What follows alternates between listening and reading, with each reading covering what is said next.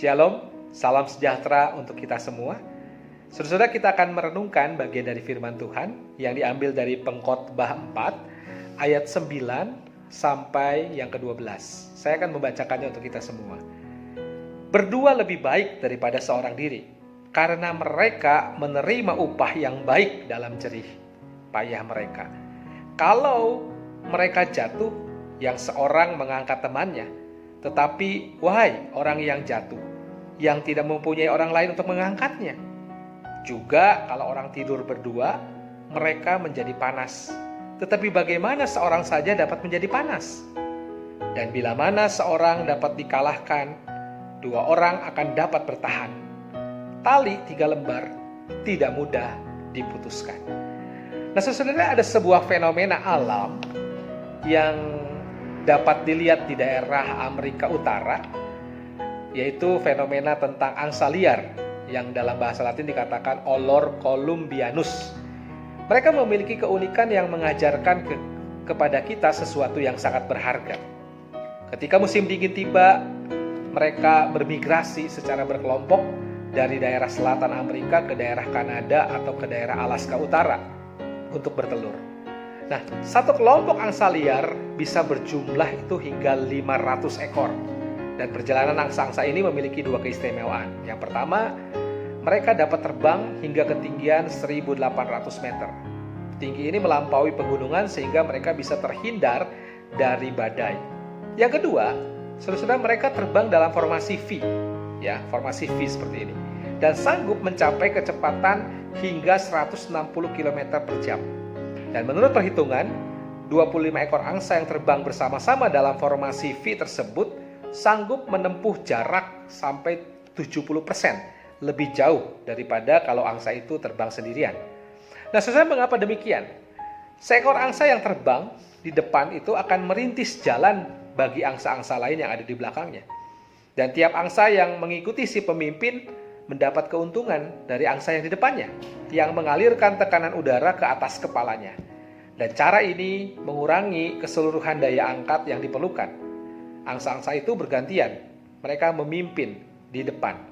Nah, dengan demikian mereka tidak mengalami kelelahan. Mereka selalu mengganti angsa lain yang mengalami kelelahan, sehingga mereka menghemat energi mereka dan mampu menempuh perjalanan yang sangat jauh. Dan uniknya, saudara, ketika ada seekor angsa yang sakit, kelompoknya tidak meninggalkan angsa itu sendirian.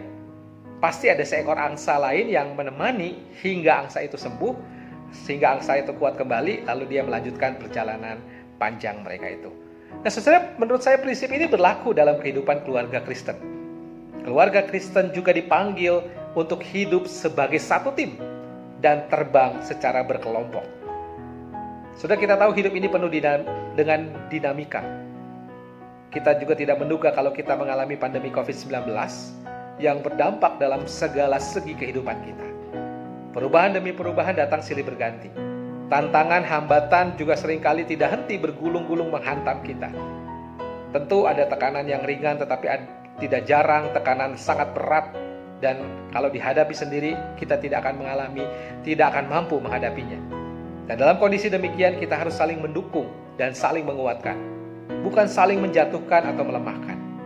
Maka itu perlu di dalam konteks keluarga Kristen, seorang suami mengasihi istri, seorang istri tunduk kepada suami, orang tua mengasihi dan mendidik anak-anak mereka di jalan Tuhan, dan anak-anak terus belajar menaati, menghormati ayah dan ibu mereka. Itulah modal yang harus dibangun untuk menjadi keluarga yang teguh dan harmonis di dalam situasi-situasi yang sedang kita hadapi saat ini. Nah, maka itu pagi hari ini kita sama-sama mari merenungkan. Jawaban dari pertanyaan ini adalah harus menjadi perenungan saudara sekalian. Apakah keluarga kita saat ini sudah bekerja sebagai sebuah tim, seperti angsa tadi yang saling mensupport satu dengan yang lain? Lalu yang kedua, seberapa besar kita memperdulikan keluarga kita sendiri di tengah kesibukan kita? Apakah kita juga sudah menginvestasikan sesuatu kepada anak-anak kita? Apakah anak-anak kita juga sudah kuat mengenal Tuhan dan bertumbuh bersama dengan Tuhan melalui pola pendidikan yang kita ajarkan? Maka itu tindakan hari ini yang perlu kita lakukan, saudara. Mari kita bekerja sama sebagai tim dalam keluarga. Dan itu akan jauh lebih menyenangkan kalau kita dalam kehidupan keluarga bersedia saling merendahkan diri, saling mengutamakan satu dengan yang lain, saling mensupport satu dengan yang lain. Sehingga tantangan apapun yang sedang kita hadapi saat ini, tentunya kita akan bisa menghadapinya bersama-sama, sebab kita juga menjalani kehidupan keluarga kita bersama dengan Tuhan.